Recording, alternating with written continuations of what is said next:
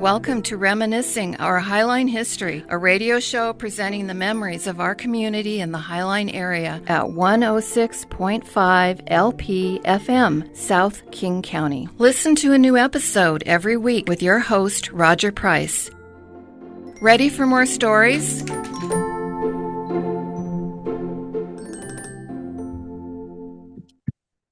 Hi, this afternoon.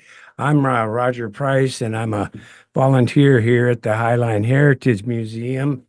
And today I have Carolyn Peterson with me, and we're going to discuss her growing up in the Seahurst area, her grandparents, her parents, and they were involved in building the building down in Seahurst at Wright's Grocery and Barney's Meats. And so I'm going to turn it over to her, and she can we'll go through this and discuss the early days in Seahurst.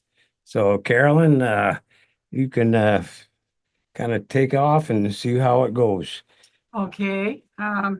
My grandparents came to Seattle in 1918.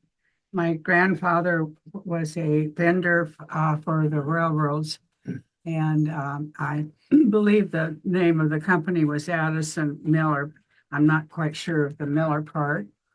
They lived downtown in Seattle for 2 years before moving to Lake Erie and Seahurst.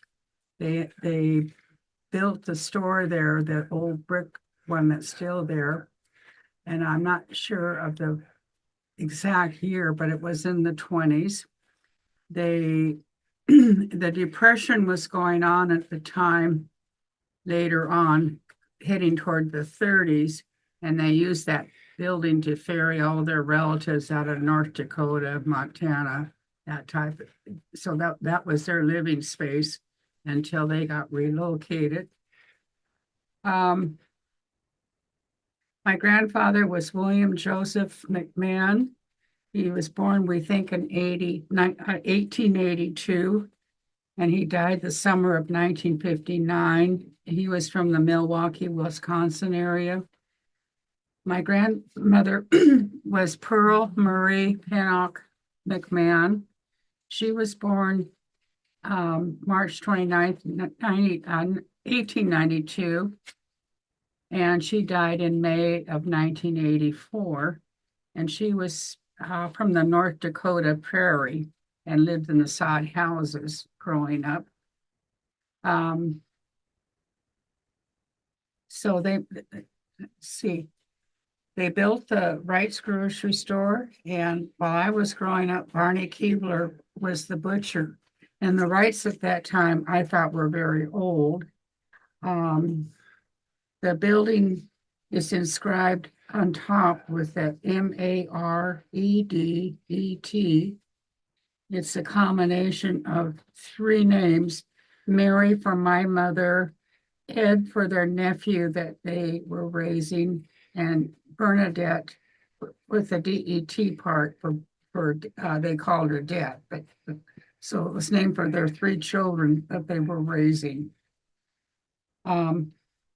So that's kind of an emblem on top of the building that you can see from the street out front, isn't it? That's driving down north on 21st. You see it, the grocery store right at the end of the street there, and the meat market. And now I think it's what, secondhand. It's children's clothing or clothing and different things. Yeah. Yes, it's. I was there today looking it over. Okay, I'm sorry, I still have a little bit of a cold. So my mother, Mary, died in February of 1945, and I was the oldest of 4 children, and I was 4 years old at the time. And let's see. So she died. And then my father remarried in 1948, and he became a realtor And my grandfather had retired, and he became a realtor too. My grandfather wanted my father to go in with him to work together, but he said no. So they built offices next to each other in Seahurst. And that address today is 2104 152nd, strictly across the street from the corner of Wright's grocery store. Or no, I mean the Wright's old grocery store. Uh-huh. So they were in business for a long time until my grandfather died. But my father, he died in 1982. His business kind of closed up around 1975. So They were probably in kind of where the post office is now, isn't it? Or no, was it's right across the street. It's at the end of the block there. Right, you just walk across the road and that's where it is. oh, okay. Yeah, where the post office is down at the end.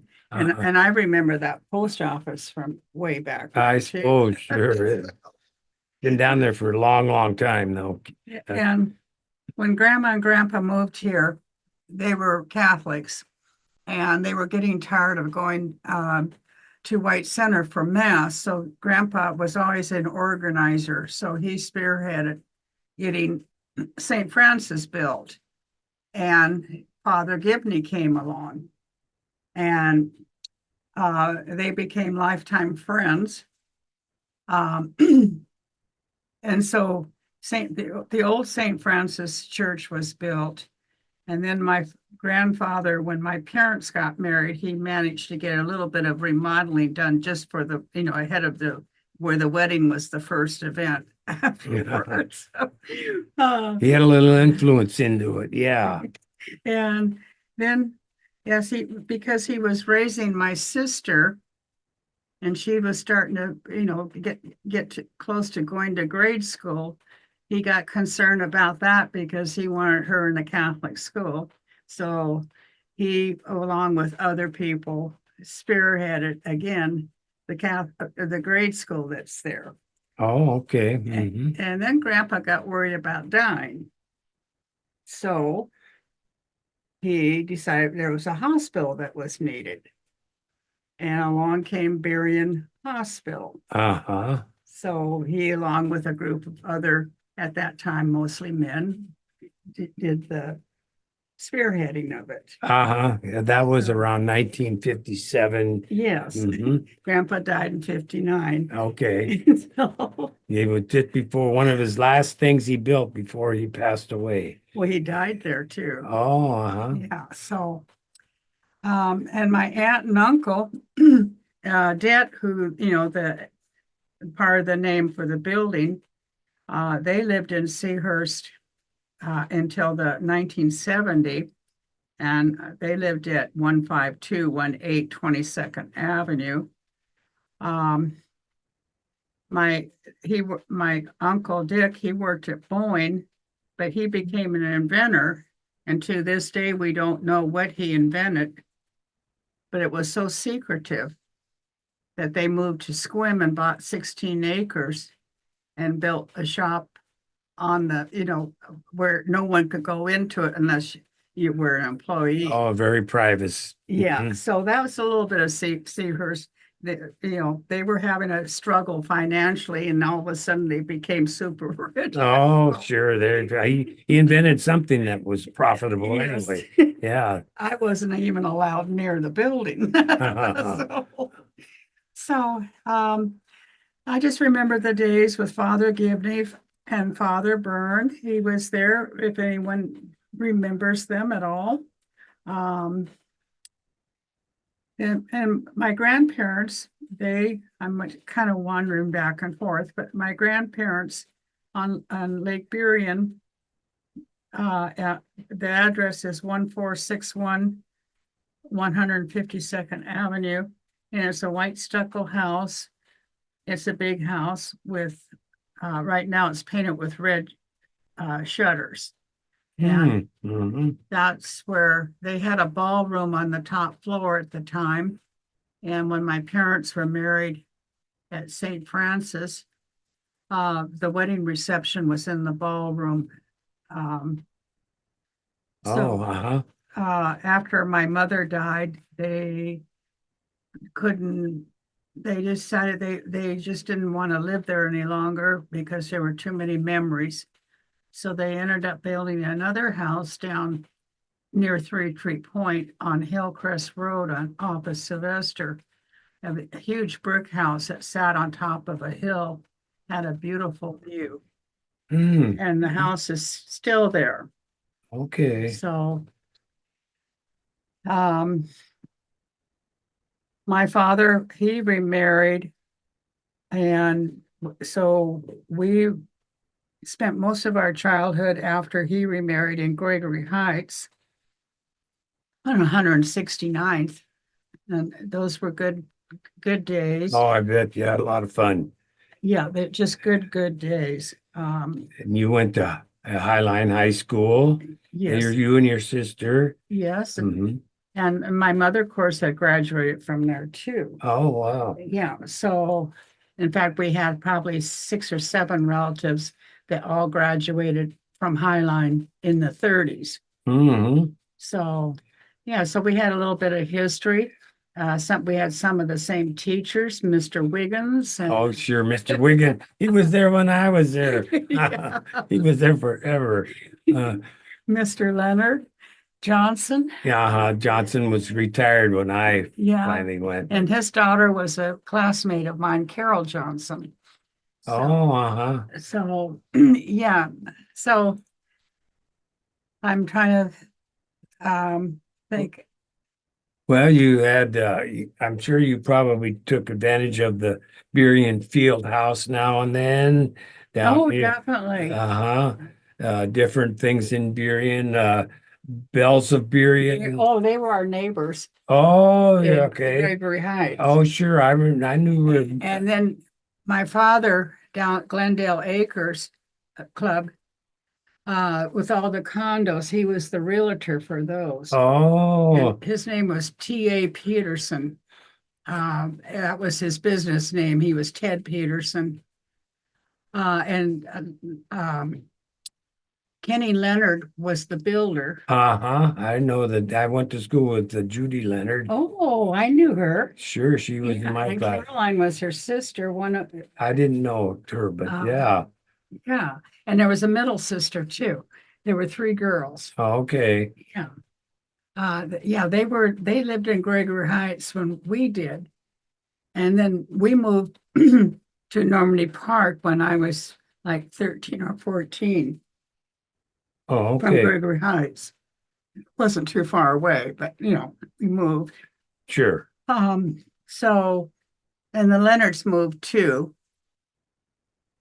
Oh, I did. Kenny Leonard, yeah. Yeah. And yeah, I think the dad's name was Horace Leonard. I've yes, done it. and I knew him. Uh-huh. Yes.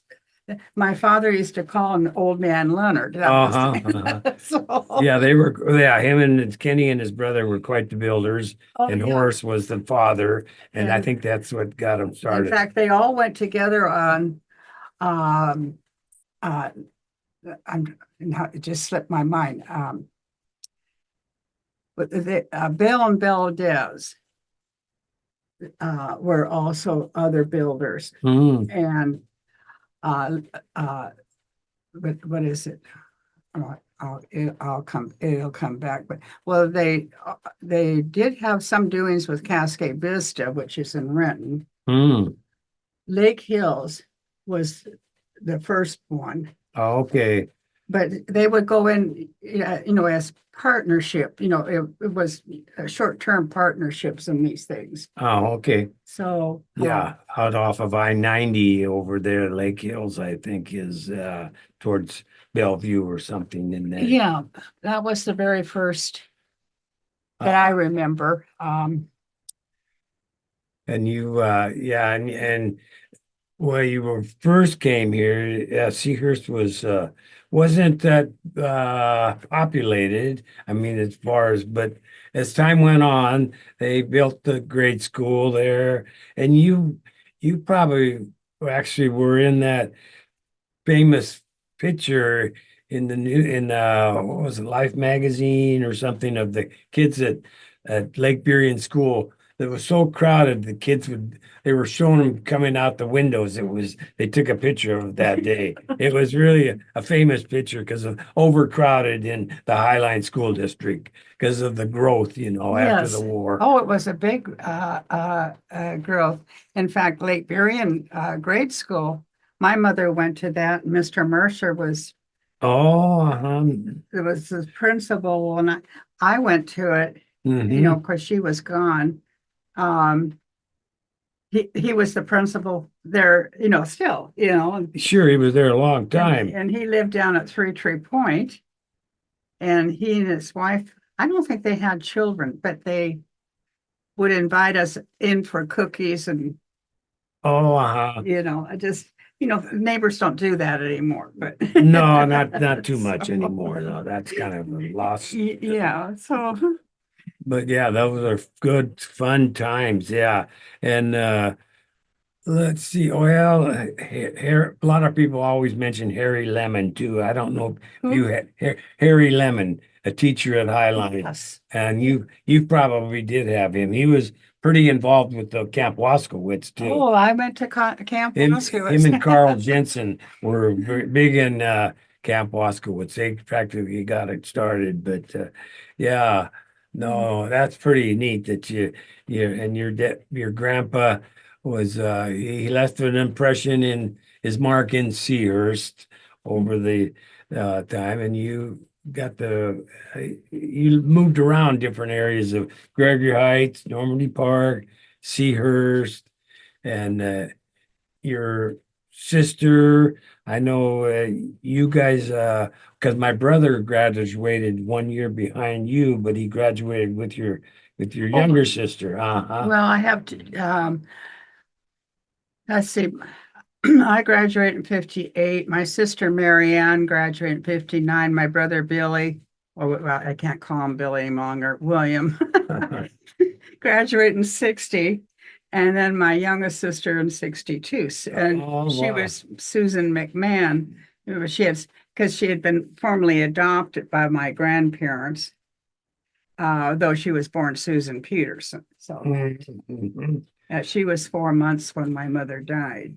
Oh, sure. Yeah, a lot of kids. Like I say, Yeah. the lot of it was booming back then. Just like I had an interview, which will be aired here shortly in a few more weeks with the Beffa family, and they was just about the same years you were in school. They were in school. They were longtime pioneers in the area. So that's kind of fun to just reminisce about the good old fun days. So that's great. But yeah, I don't know if there's something else that you wanted to throw in, that would be fine. I don't know what else yeah is they built part of the church, the St. Francis, and the school.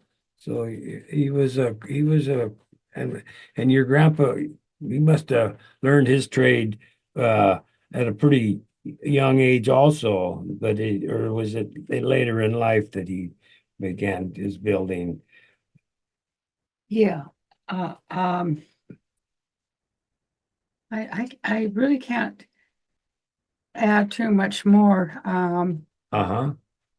But No, I think it's a good, it's something that I learned a lot about today, though, was just that, that building with, I can remember going down to, Barney's, Meats down there, and, the grocery store and, just buying penny candy or something in there at, ride my bicycle down. There was a lot of, uh, riding bicycles around back then. my parents were good friends with Barney and Elsie Keebler, and they had two children too.